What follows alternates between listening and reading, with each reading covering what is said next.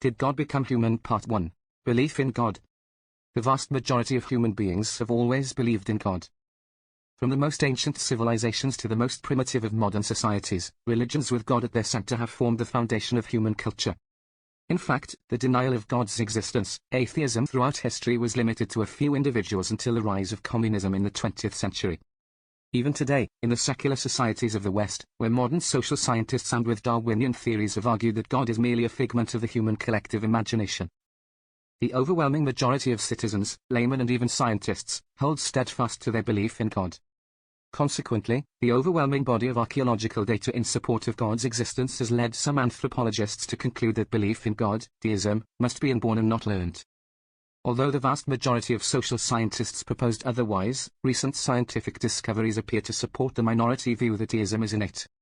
In an article entitled God Spot is Found in the Brain, Dr. Vilayana Ramachandran of the University of California at San Diego said that the phenomenon of religious belief in God is hardwired into the brain. God Spot is found in brain. By Steve Connor, science correspondent. Scientists believe they have discovered a God module in the brain, which could be responsible for man's evolutionary instinct to believe in religion. A study of epileptics, who are known to have profoundly spiritual experiences, has located a circuit of nerves in the front of the brain, which appears to become electrically active when they think about God. The scientists said that although the research and its conclusions are preliminary, initial results suggest that the phenomenon of religious belief is hardwired into the brain. Epileptic patients who suffer from seizures of the brain's frontal lobe said they frequently experience intense mystical episodes and often become obsessed with religious spirituality. A team of neuroscientists from the University of California at San Diego said the most intriguing explanation is that the seizure causes an overstimulation of the nerves in a part of the brain dubbed the God module. There may be dedicated neural machinery in the temporal lobes concerned with religion. This may have evolved to impose order and stability on society, the team reported at a conference last week. The results indicate that whether a person believes in a religion or even in God may depend on how enhanced this part of the brain's electrical circuitry is.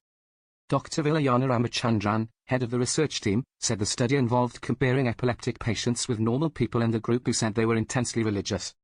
Electrical monitors on their skin, a standard test for activity in the brain's temporal lobes, showed that the epileptics and the deeply religious displayed a similar response when shown words invoking spiritual belief.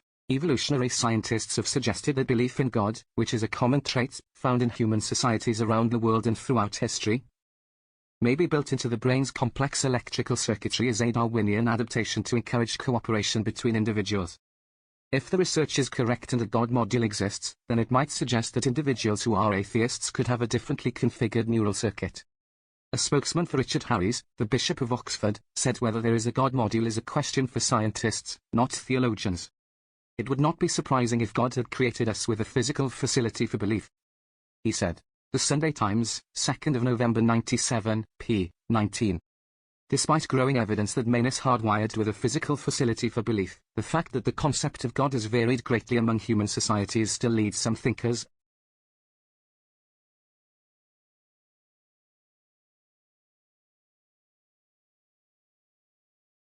even those who believe in God, to conclude that religions must be man-made. However, thorough research reveals a common theological thread linking the various religions. That link is the belief in a supreme being among the various gods, a monotheistic foundation that can be found in even the most externally pantheistic of religious systems. For example, the concept of God in Hinduism exists as a single example among many religions, which supports the view that human beings were originally monotheistic and through various degenerative processes became polytheistic. In spite of its many gods and idols, Hinduism has a single supreme god above all, Brahman. Traditionally, most anthropologists have concluded that religion evolved from various stages of polytheism to monotheism, beginning with early man's deification of the forces of nature, then, eventually, devolving into theism to consolidate all of the supernatural powers into two main gods, a god of good and a god of evil, and, finally, simplifying into a belief in one god, monotheism. Thus, religion, according to anthropologists and social scientists, has no divine origin. It is merely a byproduct of the evolution of early man's superstitions, based on his lack of scientific knowledge. Hence, these same theoreticians believe that science will eventually unlock all of the secrets of nature, resulting in the disuse of religion to explain natural phenomena, and the consequential extinction of religion altogether. Man's innate belief in a supreme being, however, seems to support the opposite view, proposing instead that man began as a monotheist, but in time, strayed into various forms of polytheism. This view is further supported by fact that all of the so-called primitive tribes, which have been discovered, have been found to hold a belief in a supreme being. No matter what their evolutionary stage of religious development is found to have been at the time of discovery, most were found to believe in a supreme God over all other gods and spirits. As such, the concept of a single supreme being remains in most of the religions as evidence that the masses strayed away from monotheism by giving some of God's attributes to other aspects of creation, which eventually came to be regarded as lesser gods in some cases and as intercessors in others. Nevertheless, a supreme God, in whatever form he takes, is at the core of most religions. The gods, however, there does remain an aspect of belief in God which defies all logic and reason, but which has become a cornerstone of faith. It is the belief that God became man. Where the original monotheistic belief in God degenerated into a belief that there must be intermediaries between human beings and the supreme being to either convey human quests or to act on behalf of God in the world, the intermediaries became objects of worship. The intermediaries were often conceived as spirits found in all manifestations of nature. Consequently, humans from primitive times have worshipped spirits of the forest, rivers, skies and the earth etc., until the present time. Occasionally nature itself was worshipped, and at other times, symbols representing nature were worshipped. The religious systems, which evolved from these types of beliefs tended to be localized and remain scattered among primitive people around the world till today. Such beliefs did not converge in the form of a single belief system of international impact, as far as is known in the current records of human history. On the other hand, where the monotheistic belief degenerated in the personification of God's power as separate intermediary entities represented by images, idols became a focal point for worshipping God. The powers of God became gods. Such beliefs have culminated in ancient and modern times as natural religions of international impact. Ancient Egyptian, Greek and Roman religions have died out due to the complete subversion of these empires by Christianity.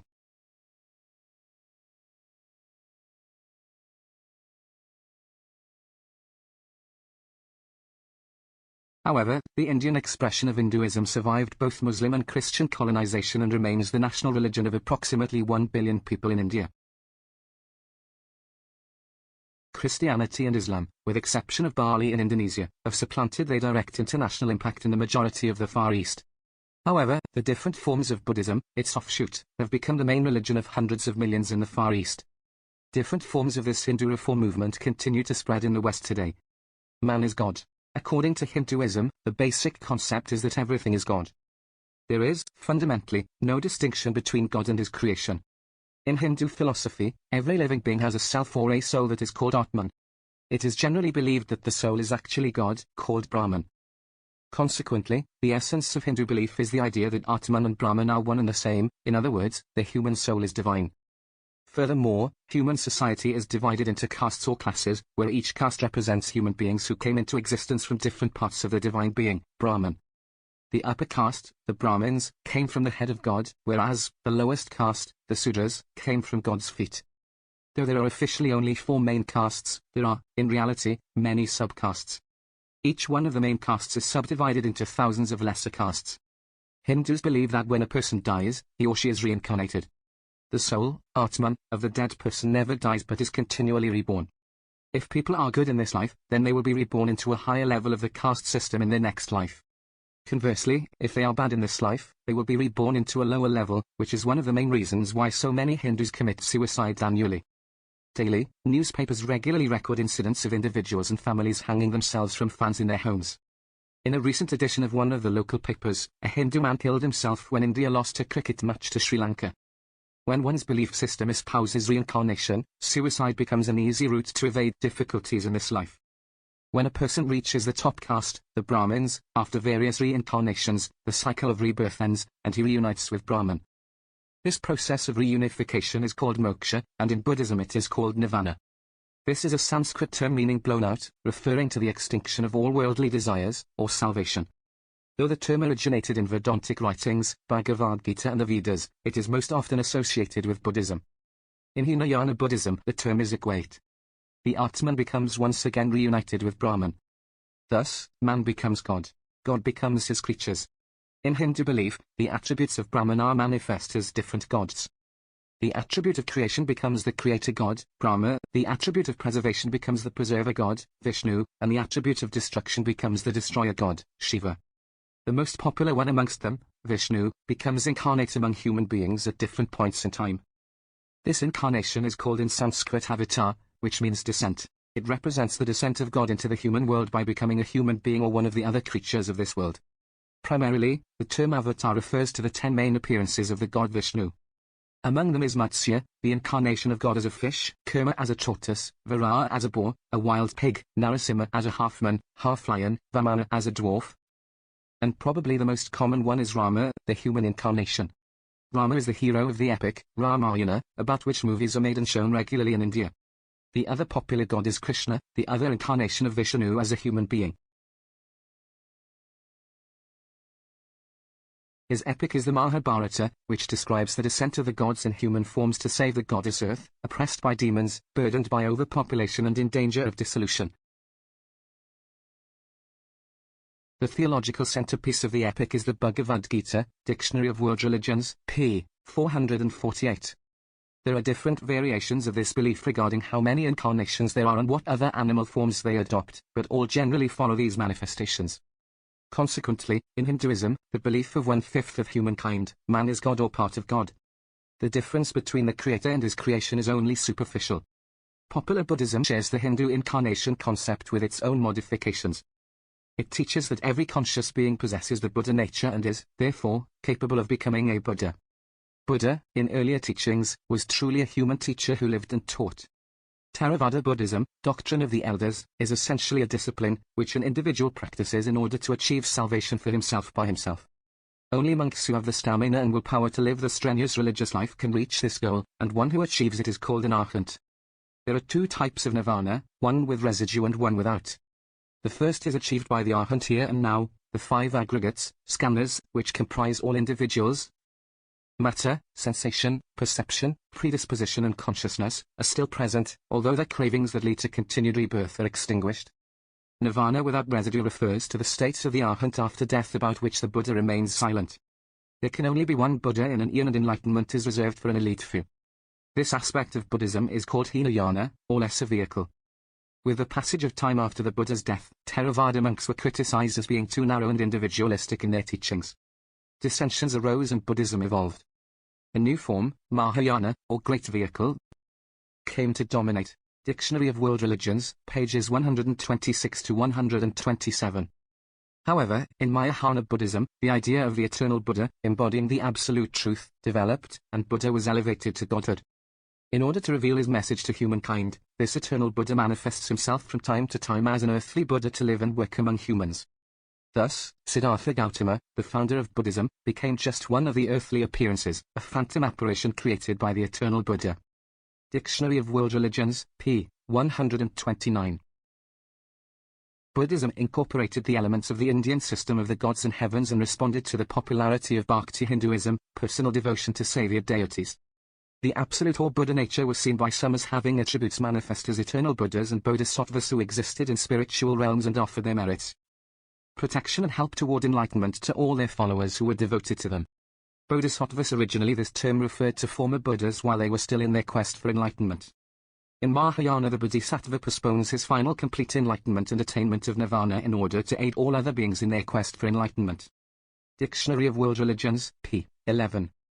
The chief ones among the eternal Bodhisattvas were Avalokiteshvara, a personification of compassion, and Manjusri, a personification of wisdom. And among the eternal Buddhas were Aksobhya, the imperturbable, Amitabha, eternal light, and Amitayus, eternal life. God becomes one man. Christian belief in God's incarnation has its origins in the beliefs of the ancient Greeks. The very terms used to describe God becoming man exist in the Gospel of John 1 and 14, in the beginning there was the word Logos and the word was with God and the word was God. Then the author of John goes on to say, and the word became flesh and dwelt among us.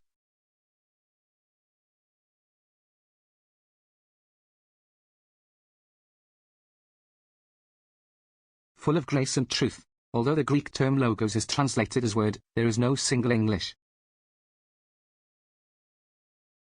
term equivalent to it. Its importance lies in its use as a technical term in Greek metaphysical thought from the 6th century BC until the 3rd century CE. and in its appropriation by both Jewish and Christian thinkers. It first appeared in the expressions of Heraclitus, 540 to 480 BC, as the motivating principle of the universe, but was, by Aristotle's time, supplanted by the immaterial power nu and made the material power. Logos reappeared in the system of the Stoics, who termed their principle of teleology both logos and God. Philo, d. 50 CE, a Jewish Alexandrian philosopher, identified the creative word of the Old Testament with the logos of the Stoics. The logos thus became a transcendent principle, as the means by which God expresses himself in the world. But logos also had a redemptive function; it was the means to a higher spiritual nature. In the Gospel of John, the logos are both creative and redemptive; the latter aspect is given greater emphasis than the former. Dictionary of Philosophy and Religion, p. 314. This belief required a reason, for which the concept of original sin and divine sacrifice were invented. It was claimed that due to the sin of Adam, which accumulated down the generations until it became so great that no human sacrifice could remove it, a divine sacrifice was needed. Consequently, God had a human son, who was God himself, incarnate. God's Son later died on a cross as a sacrifice for all humankind to God himself.